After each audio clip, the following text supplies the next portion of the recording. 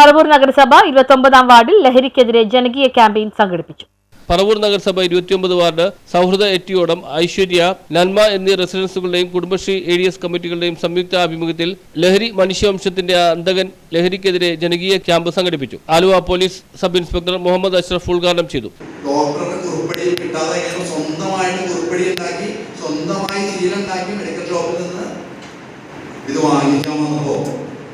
Medical ഷോപ്പുകാരനത് പൊതുപ്രവർത്തകരോട് ചോദിച്ചു.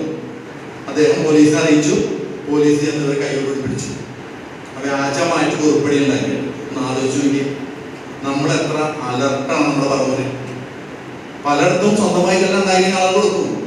ക്ഷേമകാര്യ standing committee ചെയർമാനും വാർഡ് കൗൺസിലറുമായ അനു വട്ടത്തറ അധ്യക്ഷനായി. Doctor MB Venkateswaran, doctor sister rose Jose എന്നിവർ ക്ലാസുകൾ നയിച്ചു. ADS പ്രസിഡന്റ് ബിന്ദു സുരേന്ദ്രൻ, സ്നേഹ തണൽ വയോജന ക്ലബിന്റെ president AD വിദ്യാകരൻ, KV Radhakrishnan, ASHA Sunil, Beena Gopi എന്നിവർ സംസാരിച്ചു. 200ഓളം രക്ഷിതാക്കളും കുട്ടികളും ക്ലാസ്സിൽ പങ്കെടുത്തു. News bureau, Paravur.